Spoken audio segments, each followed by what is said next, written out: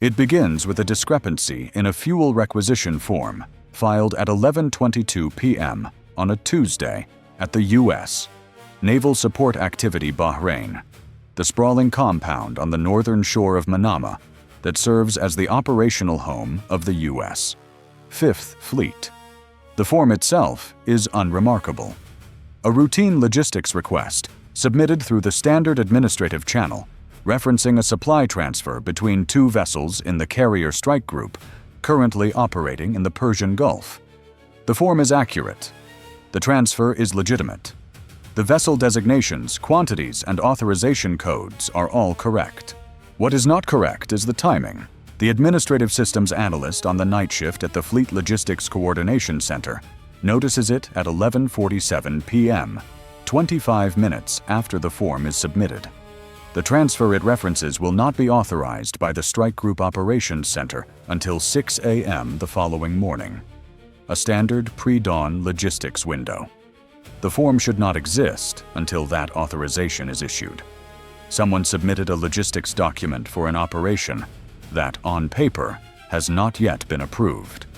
To access the transfer parameters required to complete that form accurately, vessel identifiers, fuel load specifications, transfer window, and the operational grid coordinates associated with the receiving vessel's projected position at the time of transfer.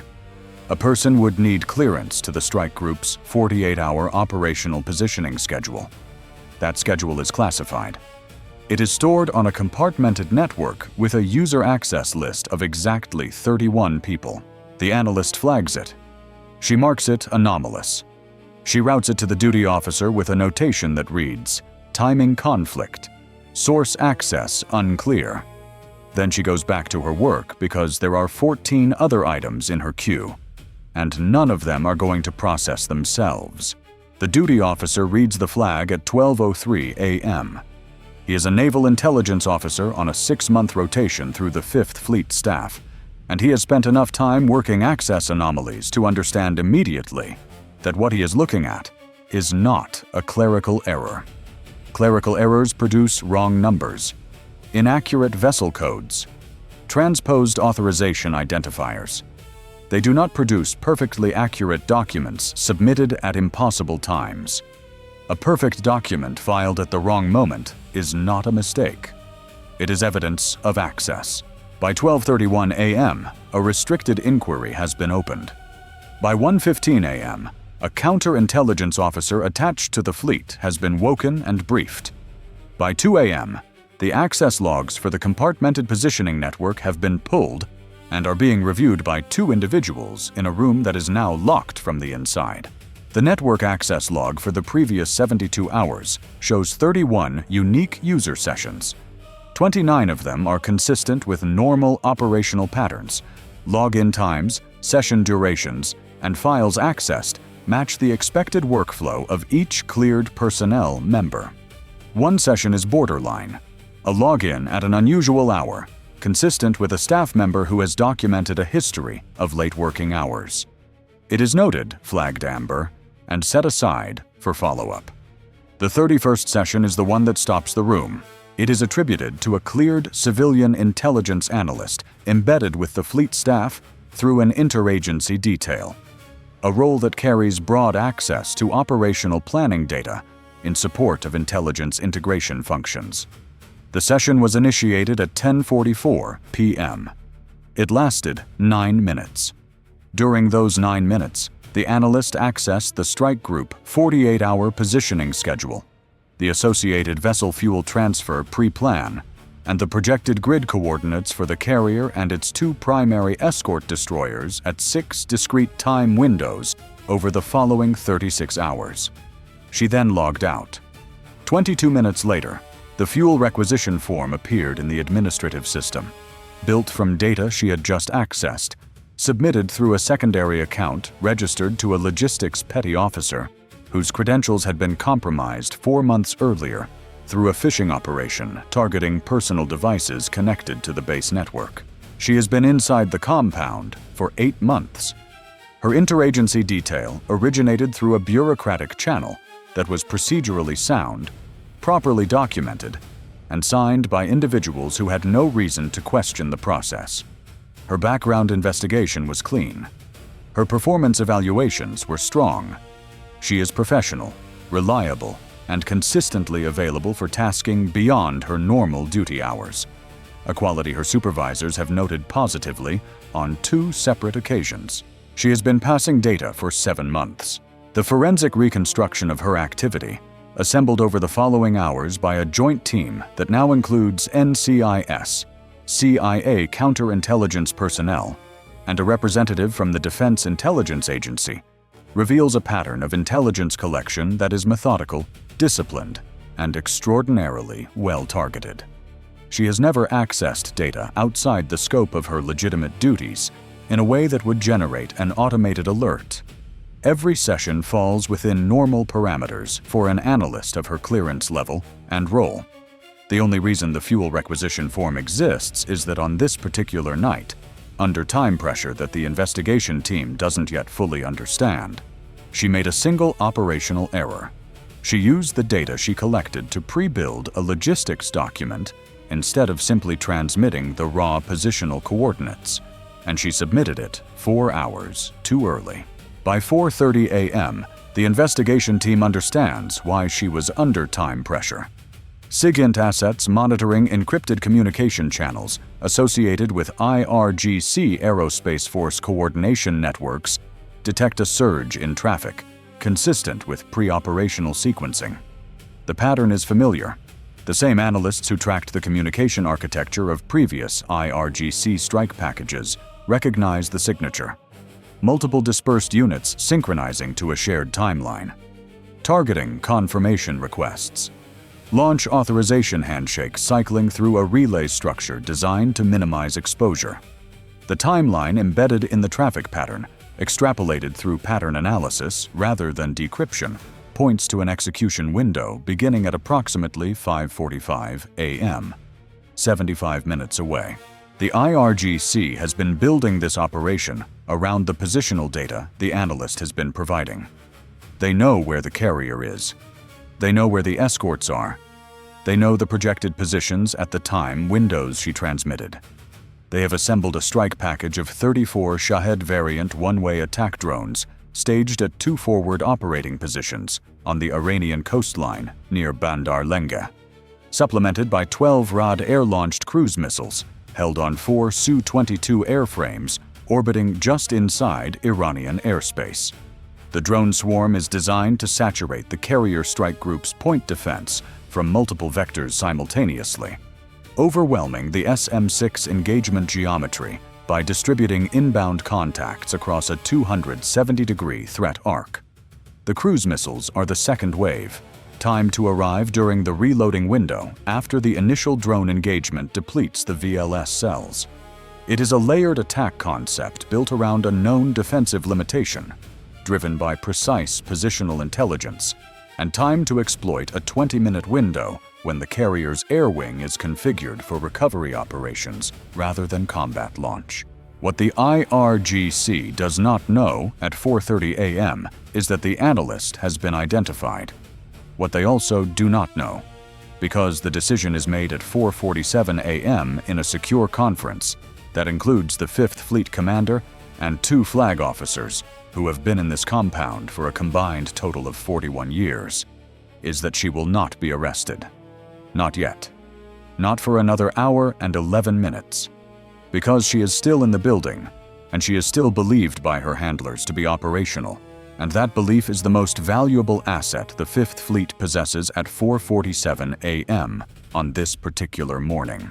The next 38 minutes are the most compressed and consequential period of intelligence counter-operation in the 5th Fleet's recent operational memory. The analyst is placed under discrete physical surveillance inside the compound by 2 personnel who have no visible connection to the counterintelligence investigation. She is not approached. She is not alerted. She continues her normal duty activities with no indication that anything has changed. Meanwhile, the Strike Group Operations Center receives an eyes-only update through a channel that bypasses all systems the analyst has access to. The carrier and both escort destroyers alter their projected positions. Not dramatically, not in a way that would be visible through any monitoring channel the IRGC has access to, but enough. The 36-hour positioning schedule that the analyst accessed at 10:44 p.m. is now operationally invalid. The coordinates embedded in the data she transmitted describe positions the ships will not occupy. The time windows she provided describe moments when the carrier's air wing will not be in recovery configuration.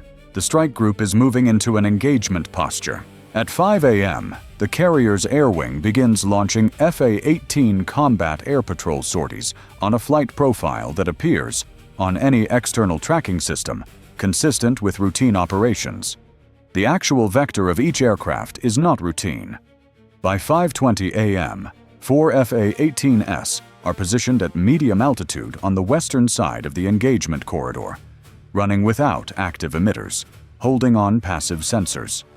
2 EA-18G Growler electronic warfare aircraft are orbiting 60 miles north, their systems configured to detect and precisely geolocate the IRGC relay communications that will accompany the launch sequence.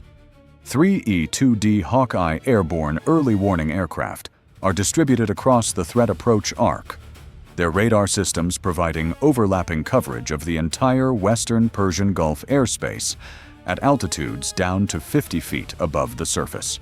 On the carrier's flight deck, the airboss is running a recovery cycle for appearance purposes. Aircraft positioned on the deck in recovery configuration, creating the visual signature that any overhead reconnaissance asset or offshore observer would expect to see during a normal operations period. Below decks, in the Combat Direction Center, the watch team is fully engaged and running on a combat footing that is invisible from the outside. The escort destroyers have repositioned to optimize their SM-6 engagement geometry for a threat approaching from the northwest. The vector dictated by the Iranian coastline near Bandar Lenga, and the only approach corridor geometrically viable for the drone swarm given the fuel load of the Shahed variant being employed. Their VLS cells are fully loaded. Their radar systems are running in passive collection mode, building the threat picture without broadcasting the electromagnetic signature that would alert an IRGC targeting system that the engagement envelope is active. At 5:41 a.m., the Growlers detect the IRGC launch authorization relay. 4 minutes early, the drone swarm lifts from its staging positions at Bandar Lenga at 5:42 a.m. 34 contacts, dispersing into the pre-planned approach formation as they cross the coastline and begin their overwater transit toward the coordinates where the carrier is supposed to be. The infrared signature of 34 simultaneously airborne one-way attack platforms registers on 3 separate sensor systems within 40 seconds of launch. The E-2Ds build the complete track picture in 90 seconds and broadcast it to every platform in the strike group. The IRGC's approach formation is designed to stress a defending ship's engagement geometry, distributed across a wide bearing arc, flying low and fast, with the rearmost elements staggered in time to arrive during the point defense reload window. It is a well-designed saturation concept. It is built around positional data that is now wrong by 22 nautical miles in azimuth and 14 miles in range. The swarm is flying toward empty water. The SM-6 intercepts begin at 5:54 a.m. at extended range, 70 nautical miles from the carrier, 55 nautical miles from the lead destroyer. The first 4 engagements are clean. Standard geometry, optimal intercept solutions, textbook execution. Then the IRGC swarm commander, tracking the engagement through a relay from a maritime surveillance drone orbiting at altitude well outside the immediate engagement zone, identifies that his formation is not approaching the correct position. The engagements are happening at the wrong bearing. The carrier is not where the data said it would be. He has 22 seconds to make a decision with no good options. He makes the only aggressive option available. He transmits a reorientation command to the swarm, directing the surviving drones to break formation and converge on the new bearing inferred from the SM-6 intercept geometry, using the location of the incoming interceptors as a reverse indicator of the carrier's actual position. It is not a bad piece of improvised tactics. It reorganizes the surviving 28 drones into a compressed, higher-speed approach on the corrected bearing, sacrificing the wide arc saturation geometry for the speed advantage of a concentrated strike. The reorientation takes 40 seconds and costs the formation its temporal stagger. All surviving drones are now arriving in a compressed window rather than a distributed sequence. What it also does is present the E-2D's radar with 28 contacts on a clean, predictable, new approach vector. A far simpler engagement geometry than the distributed saturation concept was designed to create. The destroyers reorient their SM-6 fire solutions in 18 seconds. The Hawkeyes deconflict the engagement assignments in 22 seconds. The first SM-6 on the new vector fires at 5:57 a.m. The Su-22 airframes holding the Rad cruise missiles inside Iranian airspace receive the abort command at 5:58 a.m. The IRGC Aerospace Force commander, reviewing the engagement data in real time, has recognized that the strike package's foundational intelligence has been compromised. He does not know how. He does not know when. He knows that 28 of his drones are being systematically engaged by a carrier strike group whose defensive systems are fully operational and whose position was not where he was told it would be. He knows that the Su-22s, now committed to an attack run that was designed to exploit a defense system occupied with drone intercepts, are instead flying toward a fully alert, fully armed combat air patrol. He aborts. The Su-22s turn west and recover to base. By 6:09 a.m., the last drone contact has been neutralized. 34 Shahed variant platforms launched. 34 removed from the battle space. 0 reaching the carrier. 0 reaching the escorts. The engagement depleted 41 SM-6 missiles across the 2 destroyers, a figure that represents a significant drawdown of the strike group's long-range air defense magazine, and will require priority resupply before the group can sustain full-spectrum defensive operations. One of the destroyers reports that its forward VLS section experienced a cell misfire during the engagement peak, a mechanical sequencing failure that locked 2 cells and required a manual override procedure performed by the weapons control officer under active combat conditions, his hands working a manual release protocol on a system vibrating from the successive launches of adjacent cells, while the ship's combat systems director was simultaneously managing 8 active intercept tracks on the primary display. The misfire cost 4 seconds and 2 missed engagement windows on trailing contacts. Those trailing contacts were subsequently engaged by the second destroyer. The math held, but the margin was real. At 6:11 a.m., in a building 200 meters from where the 5th Fleet commander is reviewing the engagement summary, 2 NCIS special agents and a CIA security officer walk into the analyst's workspace. She is at her desk. She is working. She looks up. She understands immediately. She does not move. The secondary arrest, coordinated with Bahraini authorities through a channel established at 5:30 a.m., occurs at 6:44 a.m. A communications cutout in Manama used to relay the analyst's data packages to an IRGC intelligence officer operating under commercial cover. The relay point is a document courier service operating out of a commercial district 4 kilometers from the base perimeter. The IRGC officer is not there when the Bahraini security service arrives. He departed the country on a commercial flight at 3:15 a.m., 6 hours before the strike was due to execute. He knew the operation might fail. He did not know it had already failed at 12:03 a.m.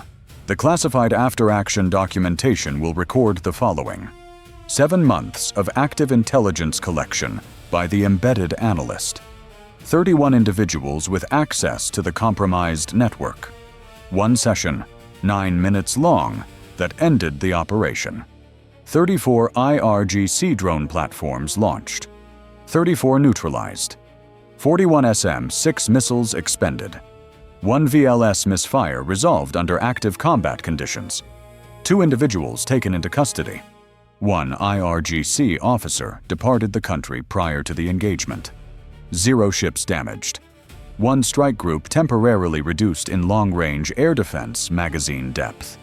1 fuel requisition form, submitted 22 minutes too early, that unraveled 7 months of preparation and a strike package assembled from the most precise positional intelligence the IRGC had ever obtained on a U.S. carrier strike group. The lesson embedded in this operation is not comfortable. It does not resolve into a clean narrative of technical superiority or surveillance dominance. What it reveals is a structural vulnerability that no system architecture eliminates entirely.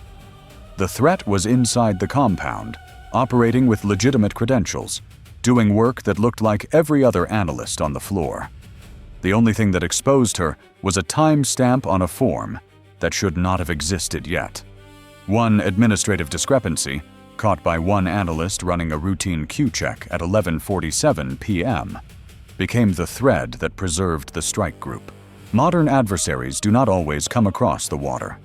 Sometimes they walk through the front gate with a valid badge and a cleared access list, and they sit at a desk, and they do their work. And the only way to find them is to read every line of every log at every hour of every night, and understand what perfect accuracy at the wrong time actually means. The gate does not hold because of the fence. It holds because someone is always watching the clock.